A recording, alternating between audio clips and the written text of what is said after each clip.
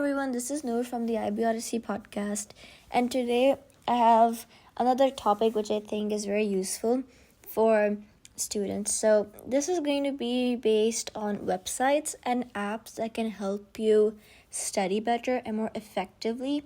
So, you know how people have, for example, let's say iPads, and they can use iPads to take notes and annotate notes and make diagrams, etc. So I basically have website and apps that are similar and can help with similar functions. So to make this not too long, let's just start ahead. First up, I have Notion. Now a lot of my friends use Notion and they've been like, no, you should use Notion because it's so good. And maybe I should. But on Notion, it's basically a website where you can do a lot of things. You can you can add in pictures, you can customize the aesthetic to however you feel best fits you. And basically, Notion is a very versatile tool that allows the users to create customizable notes, databases, and they can also make to-do lists, etc. So it's a great website for organizing study material and managing projects as well, to just keep yourself a bit more organized. Secondly, we have Evernote, which is a note-taking app that allows users to capture ideas. They can take photos and also organize their thoughts across multiple devices, which I think is also extremely useful. Number 3 is Quizlet.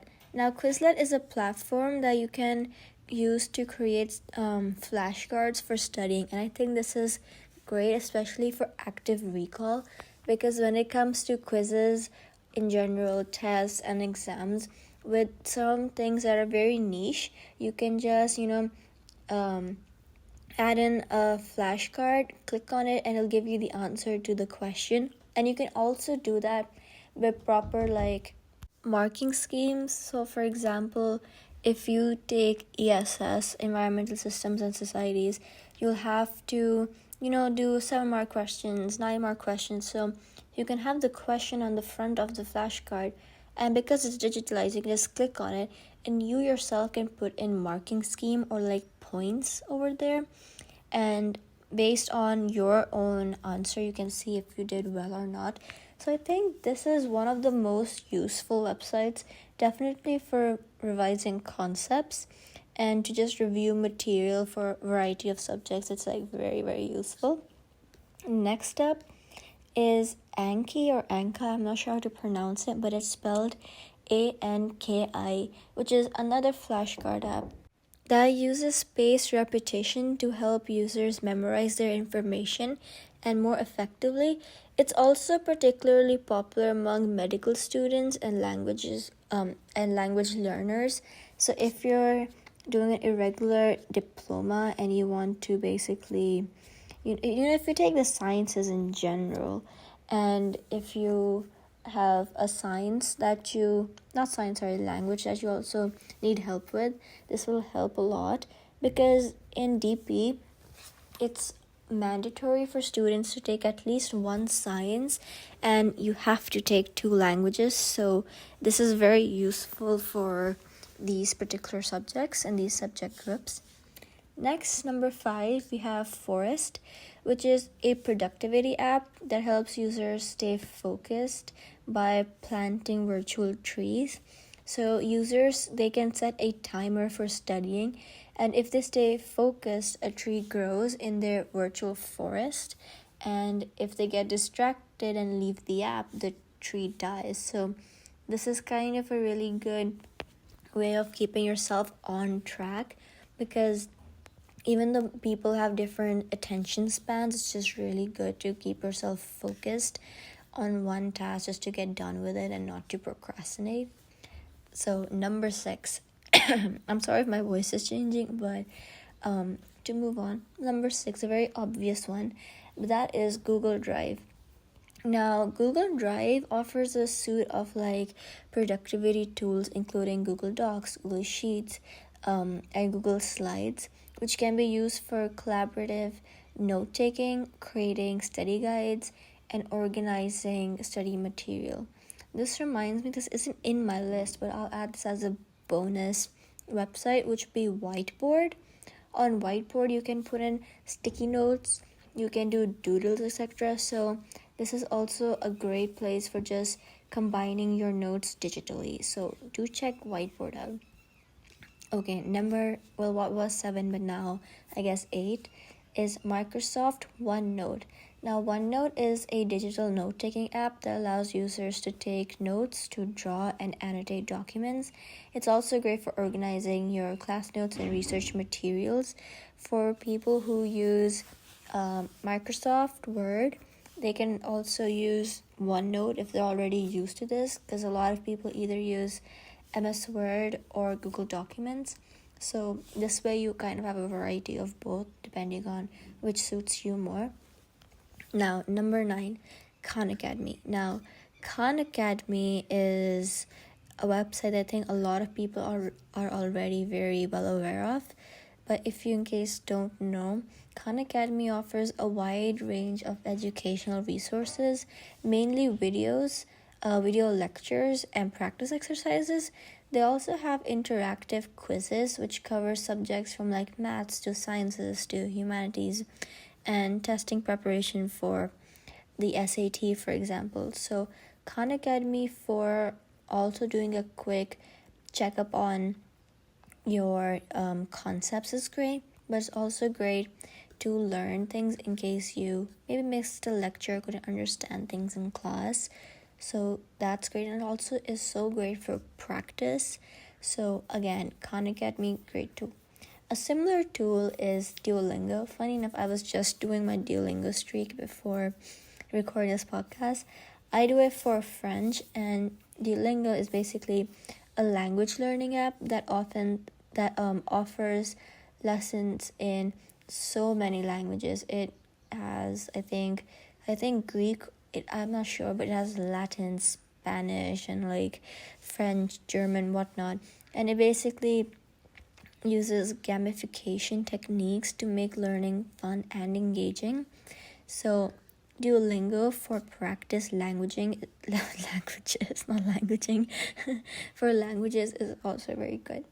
Next up, we have Focus at Will. Now, at is like, when you write your email address and you have that at, so that at. And so this is a music streaming service that provides scientifically optimized music to help users focus and concentrate or doing their work.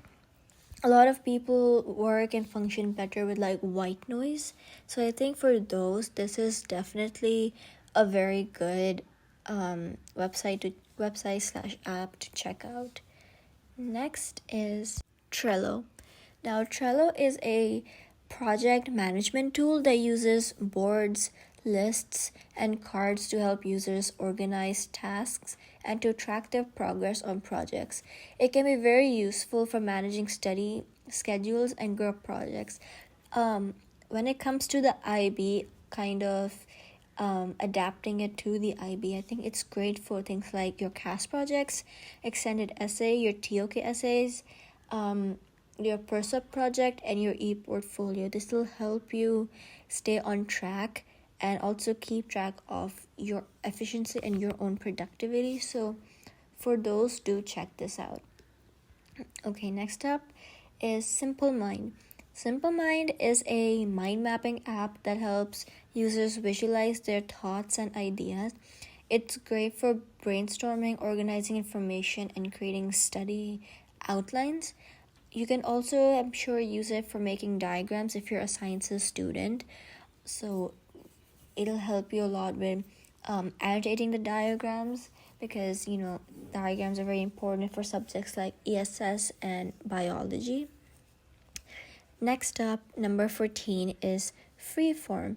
I believe Freeform is an app by Apple, and when you buy a new Apple device or with the software update, it's just already installed in your device. So Freeform is an app that allows users to create digital notebooks with a variety of content types. This can include text, images, drawings, and also audio recordings.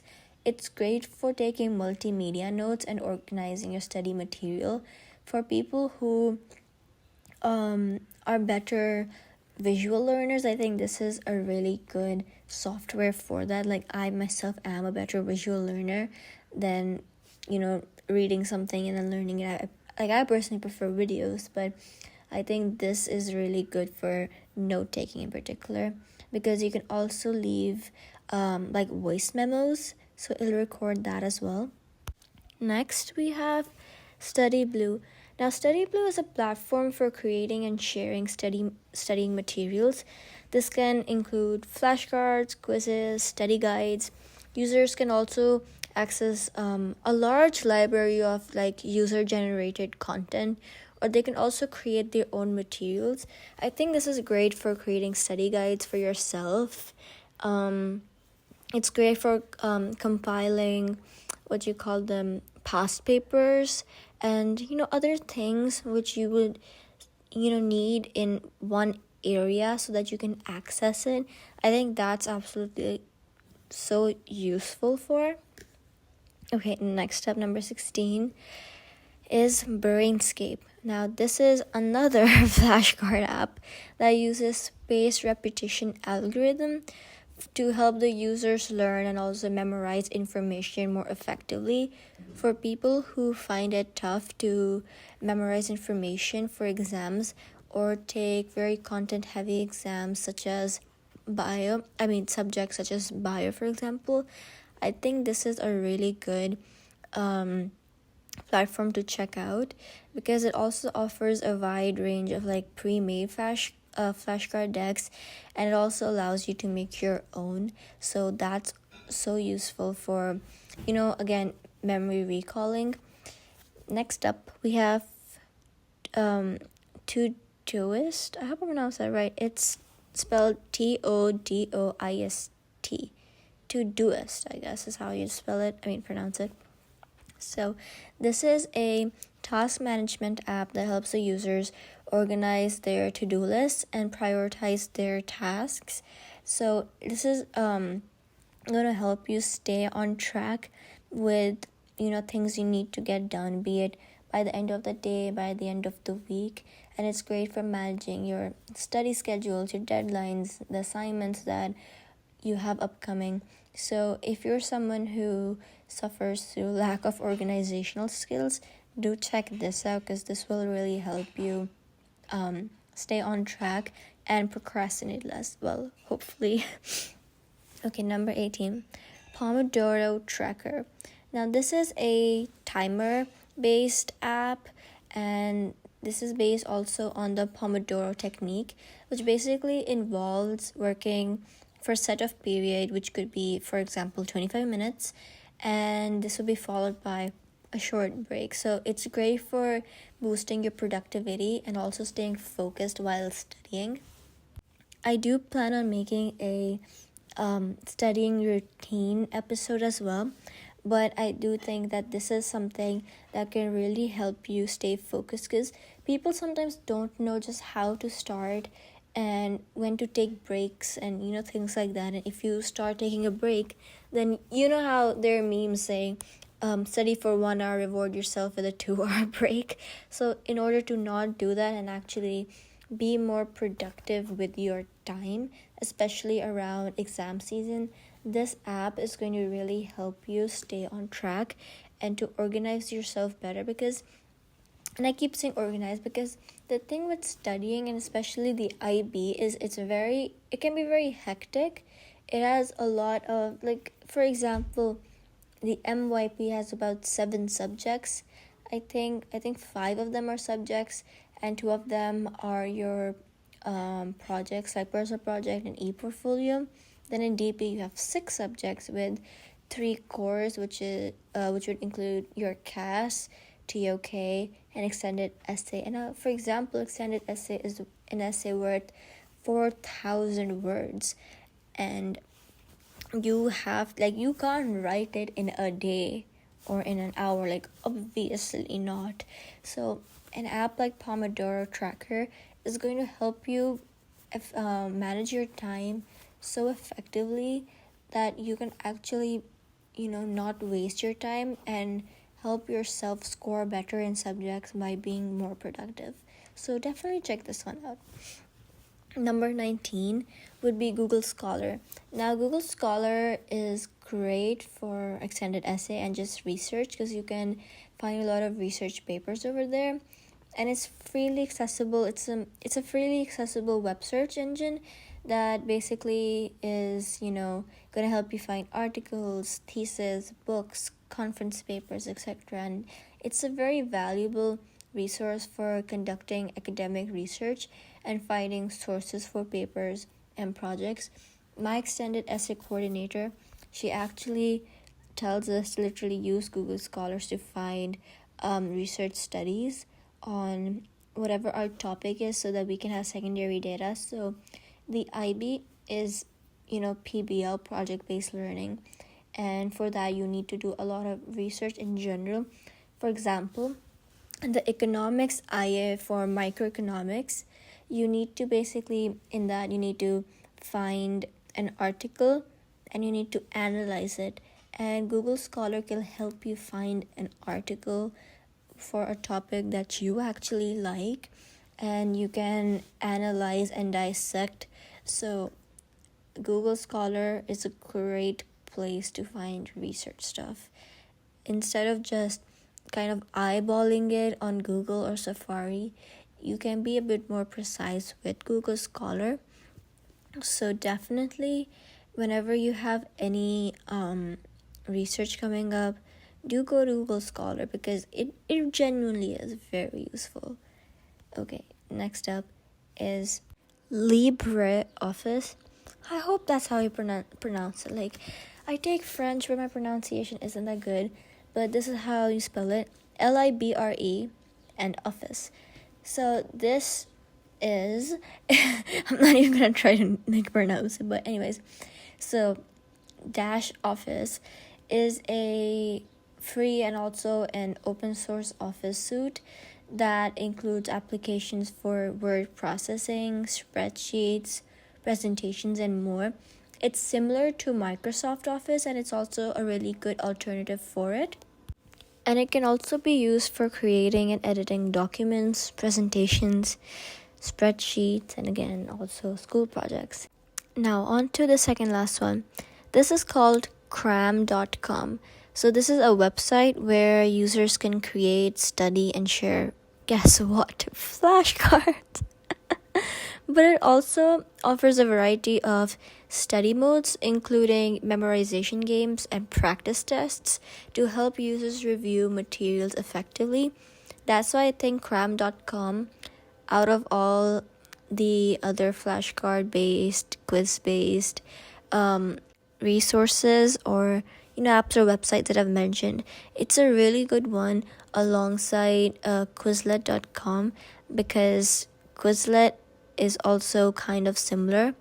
So that's why I think that these are just really good, because the thing with flashcards is that I think that they're so underrated because they are very useful for memorization, and I do think there's so many websites based upon them for studying because it shows how well they actually work. That's why I think that you should use some of these because they're going to really help elevate your studying techniques. Now on to the last one and the 22nd app / website that we have here. That's gonna help you, hopefully help you improve your studying game, is Simple Note. Now, Simple Note is a minimalistic note-taking app that allows the users to, take and organize text-based notes across devices. And it's very lightweight and easy to use in the sense like it'll help you make really great and notes, and it'll also help you make them quite quickly and quite easily. And again, this is great for organizing your study materials. So this is the last point that I had. I personally think that if you use these websites, they'll not only make your studying a bit fun but also effective. Continuing a point I made earlier, in the introduction of this podcast episode was a lot of my friends use Notion, and I think because they use Notion, they kind of enjoy doing their work, because with something like Notion you can actually customize your website thingy, and it'll also help you find genuine interest in whatever you're doing. So this is absolutely amazing. And again, if you find interest in what you're doing, you'll automatically would do it much better. So I do hope that if you guys check at least even just some of these out, and if they stick with you, then I really hope you're gonna have a better time actually enjoying studying, because studying can be very tedious. But I hope this helps you guys, and I'll see you in the next episode. Bye bye.